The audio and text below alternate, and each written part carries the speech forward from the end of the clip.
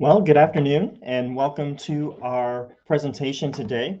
We're going to be going over the Part D credible coverage issues in 2025 that will be affecting many Medicare eligible employees still working past 65 in the workforce. If you are joining us as an HR manager or an employer, maybe you have employees in this situation, and it'll be really good for you to know potential speed bumps in what they might be facing depending on the coverage you are offering.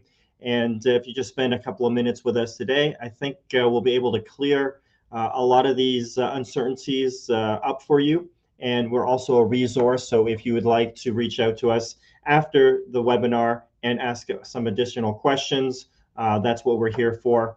Today, we're going to be going over high deductible employer plan implications, the dilemma of starting Part A when you have HSA coverage at work, and some of the other new rules and the complication of it all. I wish it was just a one size fits all situation where we could help everybody with a few simple key notes and point them in the right direction. However, it is going to be a little more complicated than that. And the more you know and get in front of this, the better it is going to be for your employees in this situation. So today, I just have some webinar notes. I want to keep this presentation to about 15 minutes. We will send out the presentation to all attendees. So if you see some notes that you want to save and refer back to, that'll definitely be available to you. If you have additional questions, we'll have Bill Robbins' contact information available to you. And we will be monitoring the chat. But if you have any detailed questions, we'll probably send out responses via email and make sure that you understand the situation fully and you're in good shape when your next open enrollment comes. As I stated, Bill Robbins will be taking the lead on the back and forth for questions and answers. Here's his contact information. I will show it again at the end of the presentation. So again, pretty easy to remember, 602-980-0000, Bill Robbins at senioremployees.com. Excellent. I'm your speaker today, Chris Quadrini. I founded senioremployees.com a number of years ago. I have about 20 years of experience in Medicare and health insurance in mostly Arizona, but now in multiple states around the country. I have for a long time been giving educational seminars for HR teams, business owners, and employees. So if you feel like you need to create some messaging for your company, I would love to help you with that. Today's agenda, we're going to go over briefly the Inflation Reduction Act, talk a little bit about Part D creditable coverage, make sure you understand what that is, Medicare eligible employee options, the HSA dilemma, 2025 Medicare Part D plans, and what's causing all the fuss, Medicare reviews for employees, and if you need some collateral for messaging to your employees, we can help you solve that problem as well. So let's get to it. The Inflation Reduction Act, what you need to know specifically for your employees that are over 65 years old. Now, this was a piece of legislation that was passed back in 2022. A lot of the pieces of the law have been implemented slowly over the last couple of years, and now moving into 2025, we're getting some additional implementations. What's affecting you most are those related to the Part D plans for Medicare eligibles, and we want to make sure you're very clear on that. If you'd like a little bit more background on what was in this law and how it affects health insurance through CMS, the timeline is here, and it's a quick and easy read for you. Some of the examples of the improvements that this law has made into fruition. Subsidies for the Affordable Care Act have been more generous over the last number of years. We were coming off that Medicaid COVID freeze. The Affordable Care Act, worked with Medicaid in a lot of states to make sure people were getting affordable coverage while we were going through that crisis. Last year, we saw the implementation of $35 insulin copays for seniors. That's really helped a lot of diabetics that were really having trouble affording their insulin costs. We've capped drug costs for seniors with expensive medications. That started in 2024. And we're also now seeing Medicare negotiate drug pricing with some of the drug manufacturers that are also going to help seniors reduce their medication liability. The big one, and what we really want to discuss today, is the new $2,000 liability cap that's coming in 2025.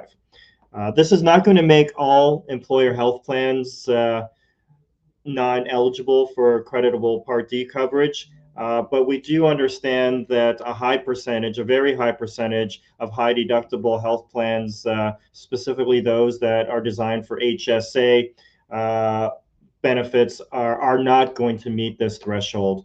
So I know this offering HSA plans is very common in today's group health world. So we want to make sure that if that's what your company is offering, you fully understand this. So what is the big change? Well, in 2024, the liability cap on Medicare Part D was $8,000. Now, most Medicare beneficiaries didn't hit this cap. However, that high cap made it pretty easy for employer group plans to meet the creditable coverage criteria. Now that that liability is going all the way down to $2,000, we're going to see an impact on these high deductible plans that some of them $5,000, $6,000, $7,000 deductibles.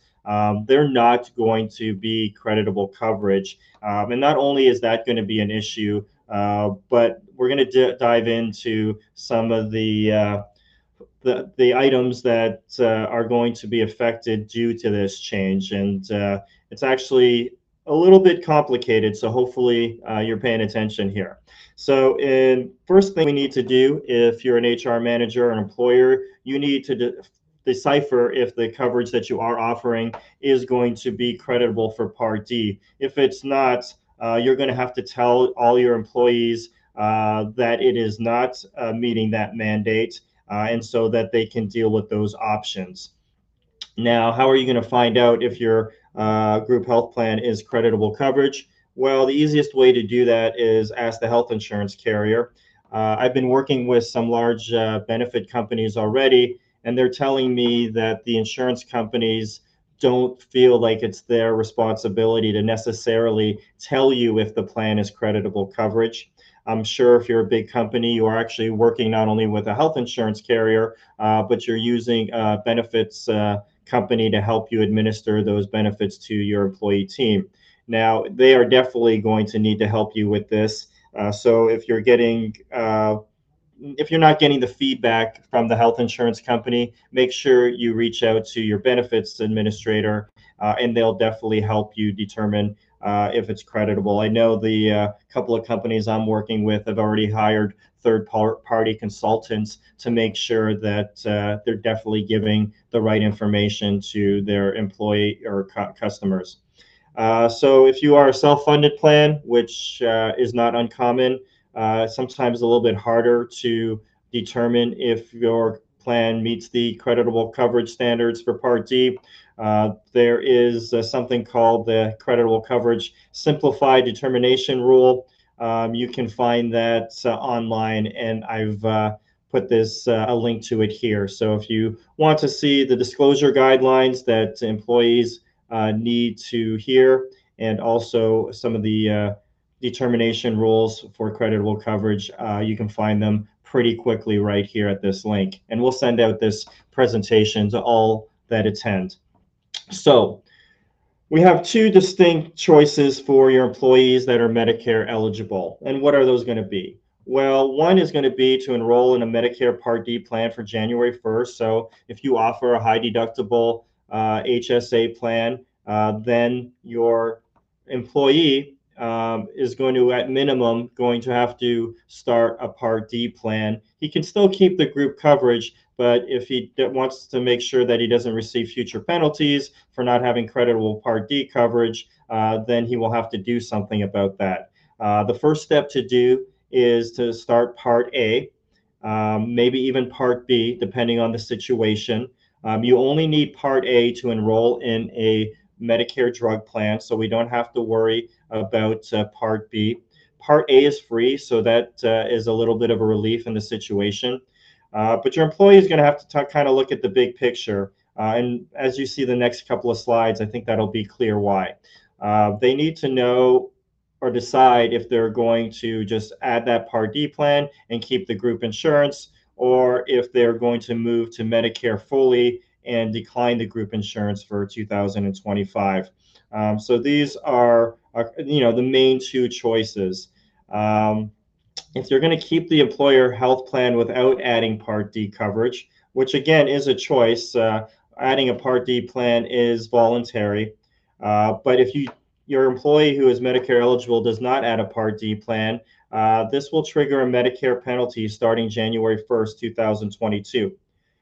This penalty is not implemented right away. It starts when they eventually enroll in a Part D plan.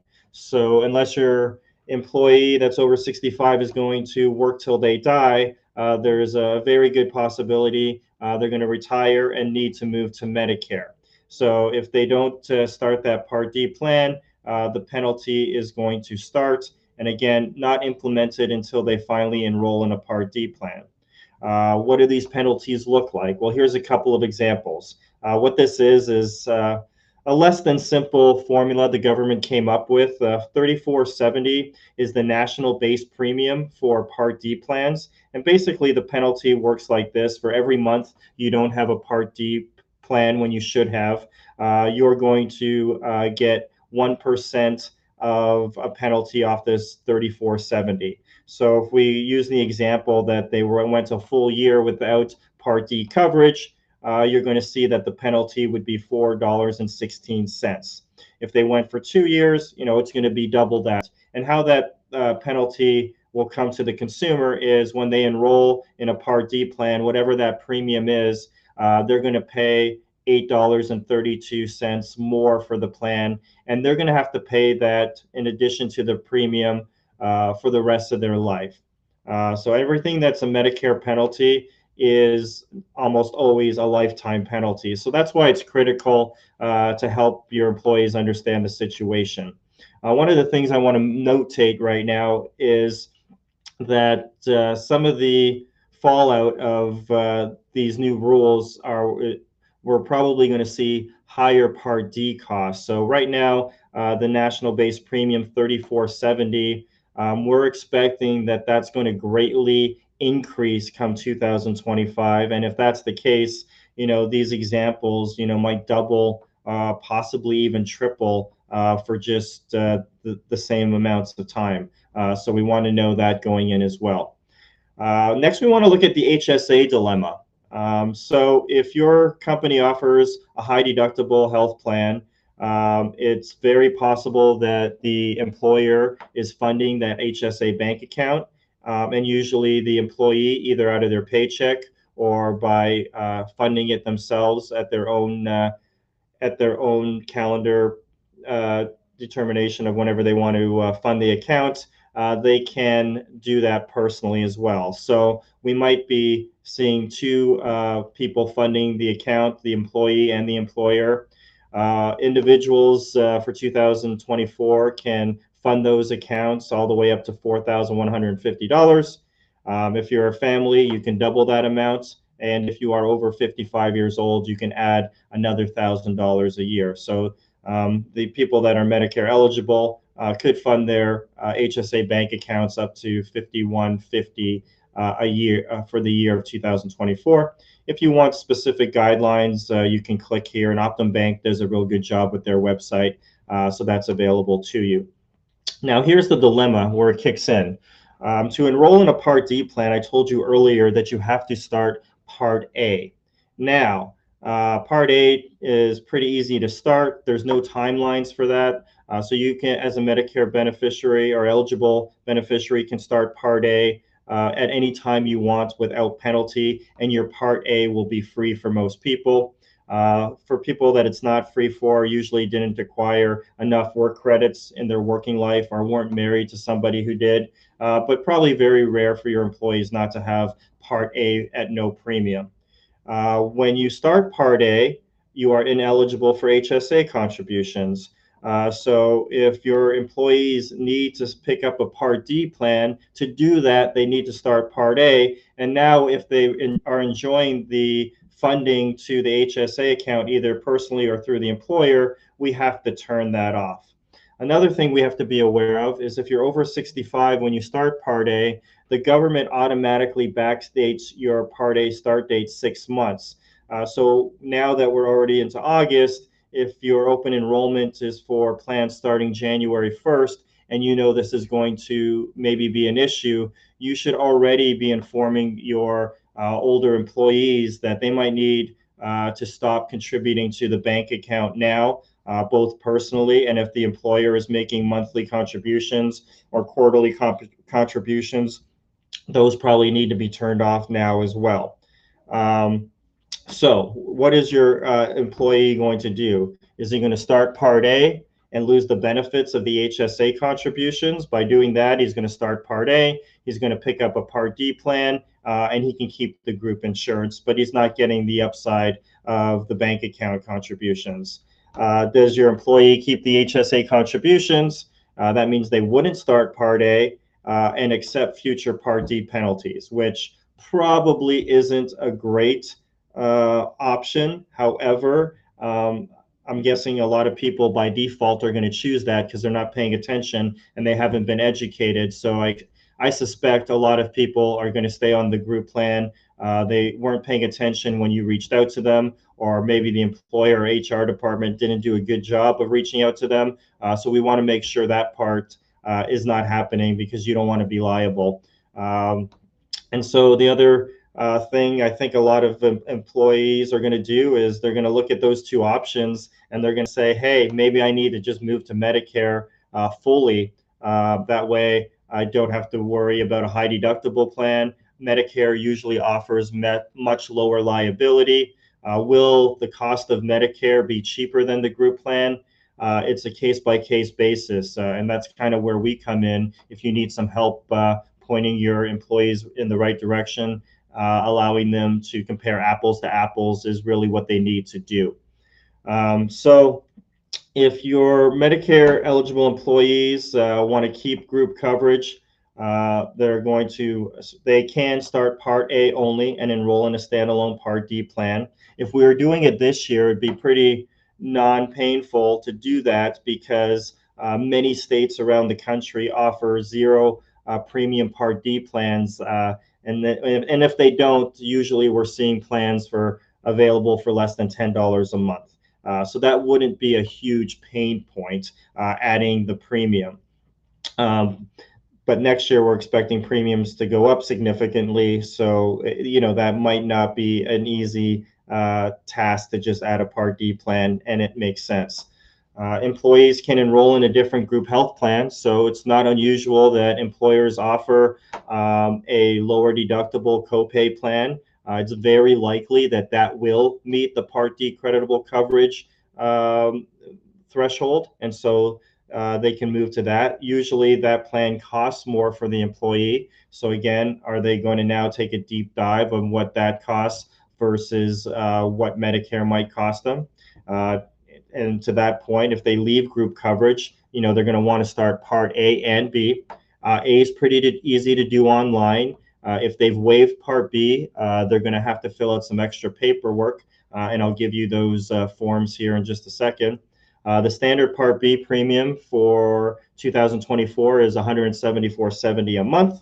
Higher income earners can pay more. So again, we're adding another issue to the equation. If you are working with higher income earners, then maybe starting Medicare, if it costs more, doesn't offer a good solution. So a lot of things to consider here for your employees. But if they are going to start Part B, you're going to have to fill out the employment information form. They're going to fill out the Part B enrollment form, and they're going to either fax those documents to a local Social Security office. They can drop them off at a local Social Security office, or they can upload them to the Social Security website, which I don't usually recommend because that goes to a national office, and sometimes you can't follow the trail as easy in that situation. Things to consider. Um, Part D plans premiums are expected to increase significantly in 2025. Part of what's happening here with the decreased liability, you saw that liability is falling from $8,000 to $2,000. Well, when that happens, and the insurance companies have to cover that liability after $2,000, what they're going to do is they're going to increase the liability before the $2,000 threshold, which means we're probably going to see larger deductibles. We're going to see higher copays for different prescriptions than we're used to. And we're also going to see higher premiums. So the days of having a zero premium Part D plan are probably gone. Because the insurance companies need to recoup that liability. Right now, the national average price of a Part D plan is $59.23 a month in 2024. And experts are already saying they wouldn't be surprised if the average price of a Part D plan in 2025 would be over $100. So double what we're seeing now. Those prices are going to be released here in the next couple of weeks. I wish I had some ballpark figures for you, but we're still waiting for the carriers to send out those pricing across the country. So as I stated before, if the prices are going to double, that national base premium is going to go way up, which means the penalties are going to go way up. So another factor going against your employees if they wanted to just suck up the penalty might be even more difficult than the numbers I listed earlier. The other thing we need to consider is dependent coverage. We help Medicare eligible employees all the time that would probably do better on Medicare, but they don't move to Medicare because they have younger dependents on the group plan, and there's not a good solution for the younger spouse. We're seeing people have kids later in life, so it's not even uncommon anymore to see children still on the plan for somebody who's 65 years or older. So we want to make sure that the dependents have a good option because if somebody moves to Medicare, that's going to terminate the dependent coverage. And if the dependent coverage is terminated, that means we have to look at COBRA or possibly what does the Affordable Care Act platform look like for those dependents. And again, more moving parts to consider. So if you want some help with that, we specialize in this specifically. That's what senioremployees.com it does. We help employers and HR departments educate their employees on Medicare options. We're also well versed in the Affordable Care Act platform. So sometimes we help early retirees find coverage if they retire before Medicare kicks in. They might need a different kind of help. But what we do offer is both in person and virtual meetings where we go over these issues and fully educate your team. And we've had a lot of success. The nice thing about that is not only are they getting educated on the situation, but now they have someone to turn to after the event so they can really examine their personal issues and needs and make sure that they understand the moving parts and do what's best for them. We definitely like to work with the HR managers when we do these events. That way we can really bring knowledge to what the group plan is, the pricing, and that way we can really help employees look at real numbers so they can make informed decisions. Complimentary Medicare reviews, like I said already, this is not a one-size-fits-all scenario. So a lot of HR managers utilize us. We're a complimentary service. You can point your employees to us that need individual insurance, need Medicare insurance, and you can trust that we are looking at it from your angle. We are here to protect you. We are here to make you look good. We're not here to move people to Medicare when it's not the right call. We're a resource for you. So if you want real, honest information and you want that delivered to your employees, that's exactly what you're going to get from senioremployees.com. If you need some communication collateral to get the word out to your employees, again, we can work with you. You just need to give us a call, and we can get a notice that you can email or mail to all your employees that are infected by this. This would be an example of the penalties that could be incurred, going over the plans that are eligible and not eligible to meet that creditable coverage threshold. If you want to do some employee seminars, teaching them about Medicare, specifically this issue that's ahead of them, we could definitely do that, again, in person or virtually. And for a lot of our groups we work with, we also have set up web pages which are designed to show your benefits and compare them to Medicare and give your employees kind of a one-stop resource page to help them make informed decisions. So if any of that sounds like something you could utilize, you can just reach out to us, follow-up questions, and more information if you need it. Just reach out to Bill at 602-980-0000, or you can email him at billrobbins@senioremployees.com. Thanks for joining us today. Look forward to hearing from you soon.